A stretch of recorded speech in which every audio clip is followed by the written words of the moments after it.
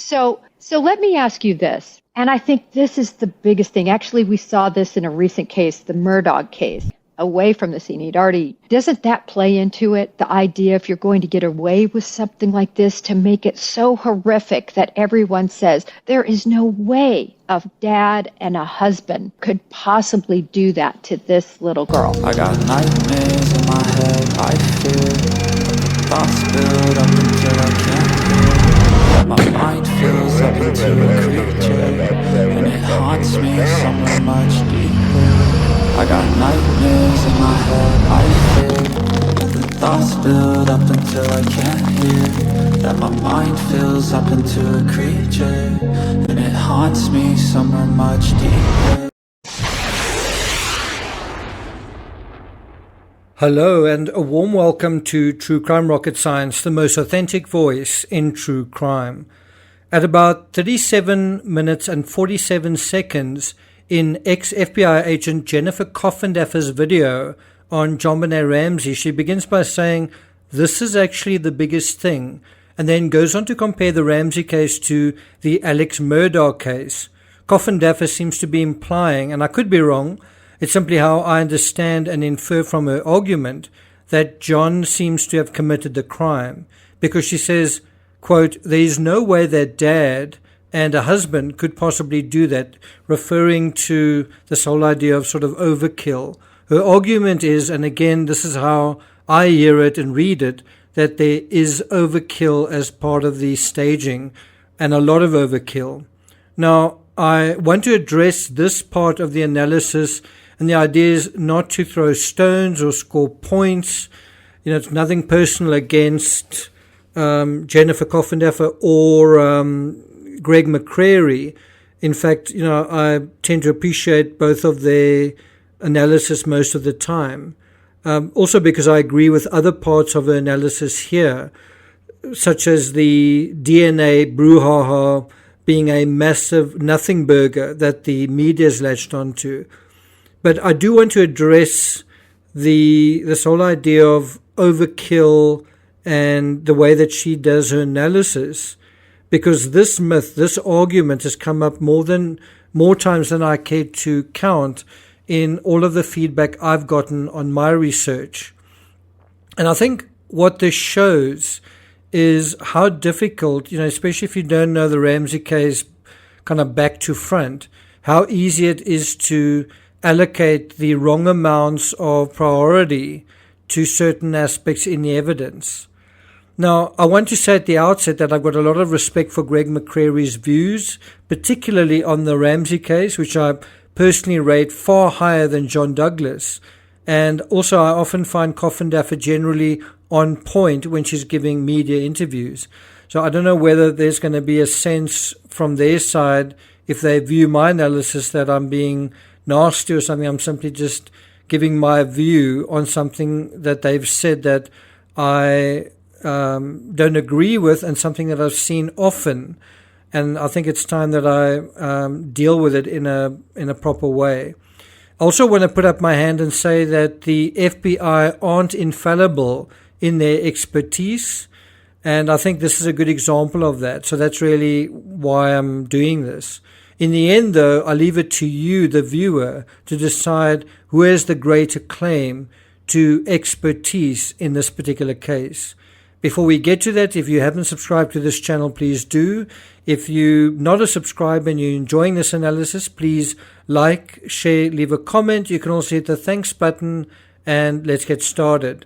So I'm going to deal with 5 aspects from the analysis, starting with Coffindaffer saying this is actually the biggest thing, which is already telling you about her prioritizing her attention and focus on one particular area. So yes, Coffindaffer starts off by calling this aspect the biggest thing, which, as I say, gives it priority in her own words, and it's something she's personally invested, I guess, some of her thinking into. And this is also where her analysis sorts of gets down to brass tacks. In my view, Coffindaffer's biggest thing isn't even a thing, because I don't think John committed the crime. And I think people who think that have allotted completely the wrong proportions and priorities to what they know about this case. That's my view, plain and simple. Then number 2, Ramseys and Murders. Next, Coffindaffer brings up the Murdaugh case as appropriate intertextuality. Do you think it is? In the Murdaugh case, firearms were used and there was a bloodbath. There was a lot of blood. In the Ramsey case, almost no blood whatsoever. No firearms whatsoever. Now, I don't know. I don't think I would compare the Murdaugh case to the Ramsey case in a million years. It simply isn't something that I think is good allegory. Maybe there are some passing similarities, such as the influence of the Murdaugh family, and certainly a wealthy family in the area, and the influence of the Ramsey family, also a wealthy family where they were, except that I would argue that the culture in Boulder was actually somewhat unfriendly to the southern culture of the Ramseys, especially when it came to the pageants.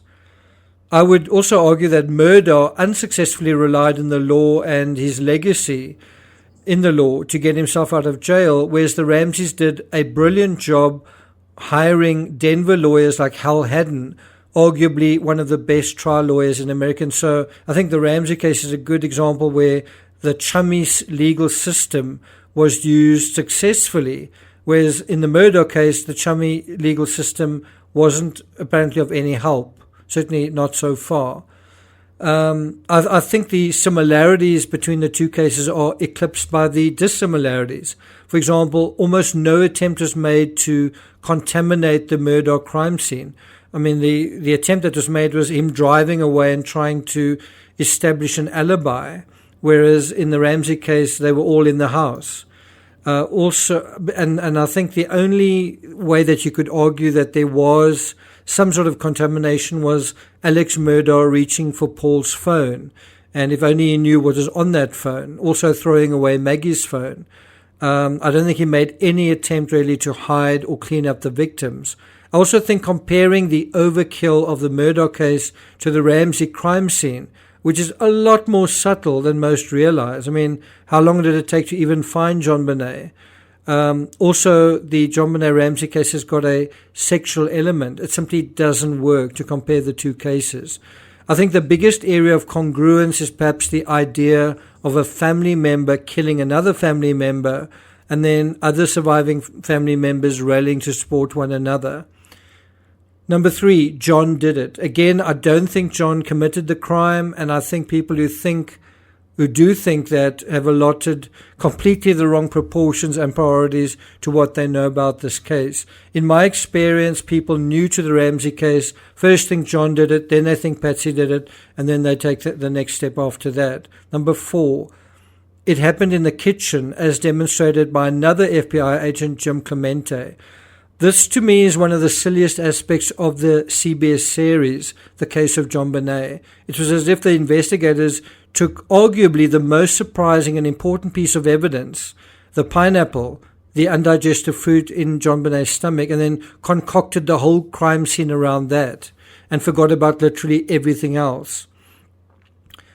I imagine the crime in a completely different way and in a completely different setting. I also think John Bonet was killed while a clumsy attempt was made at some other activity. Do you know what I'm getting at there? Hence the loose string around her wrists and other evidence. I also think the flashlight in the kitchen is a decoy. It's not the object that was used to strike the blow. I've spoken often about why I say that. The kitchen scenario also forgets about the 2 marks found on John Bonet's back. How did those happen? Number 5, making it look worse than it is. Like many myths, this one regarding John Bonet is based on some truth. You know, I wrote a trilogy of books on O.J. Simpson, and I think a major reason a jury couldn't or wouldn't convict him is because they just couldn't reconcile the warm and fuzzy O.J., the warm and fuzzy guy they knew from TV, movies, and Hertz commercials from the stark reality of the crime scene. The same idea seems to be at play with Oscar Pistorius, except that I believe that crime scene was still sanitized, still cleaned up to some extent, and even after that, it still looked pretty bad. In my opinion, there is some exaggerating of the Ramsey crime scene. And this is where you separate the men from the boys, those who are true crime rocket scientists from the rest. And, how do you tell what is the exaggeration and what isn't? Well, I would say it's primarily the duct tape on JonBenét's mouth. That is something that was added to after the fact. Also, the ridiculous ransom note riddled with movie quotes added after the fact. In my opinion, the duct tape and evidence stuck to its sticky side, the subtleties of the autopsy evidence suggesting that she was struck and asphyxiated almost simultaneously, as well as the identity of the ransom note writer, these are by far the biggest things to look at in this case. And that's only if we allow the defense case the leeway, the generous leeway of letting go of the idea of no footprints in snow. Now, if you want to argue there was no snow, well, there would still be frost. If you want to argue there was no snow or frost on the walkways, well, the grate isn't on a walkway. One has to cross over a piece of lawn to get to it, and one can't get inside the grate by levitating across the grass, either in or out. This is quite a subtle point to mention, and I get that some people simply aren't intelligent enough to appreciate it, but you wouldn't say there are no footprints if you didn't notice it.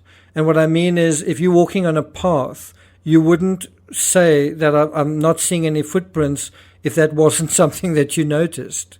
I was on a beach the other day and it was simply covered in footprints. The reason that I noticed it was because I noticed it. The opposite is also true. Another common way this case is exaggerated by virtually everyone, and in this case I think the Ramseys have succeeded in influencing the narrative, is in referring to the stick and knot as a particular kind of device used by assassins, starting with the letter G. I think you know what I'm talking about. Well, there's a world of difference between a homemade toggle rope and who might likely construct it, and the alternative. All in all, and I didn't listen to all of it, but I thought Coffindaffer's analysis is quite far off, especially in terms of this part that I've highlighted. And I'm also a little surprised McCreary's sort of let some of her commentary slide. As much as I like McCreary's views, I actually don't agree with his assessment of the Stephen Avery case. I'll put a link in the description dealing with that. And his assessment seems to be that Teresa Holbach's killer was her on-again, off-again boyfriend, Ryan Hillegas. I've written 2 books on that case as well. It's a rare instance where McCreary seems, to me at least, to have gotten things wrong. What is the conclusion or the bottom line with all of this? Well, I think, and it's just my opinion, just my point of view, that even the experts sometimes need to spend some time at critical thinking. And so don't always, you as the viewer, shouldn't always accept what an expert says simply because they have the word expert next to their names or they're affiliated with the FBI. Experts are called to pontificate on television on so many cases. They have very little time to soak it all in, let alone read books on certain cases. And you can only get to know a case through and through by spending weeks and months and even years absorbing it. And even then, only some people can synthesize all that data into something half sensible. I'm not going to take it further than that. Thank you for listening, and I'll see you guys next time.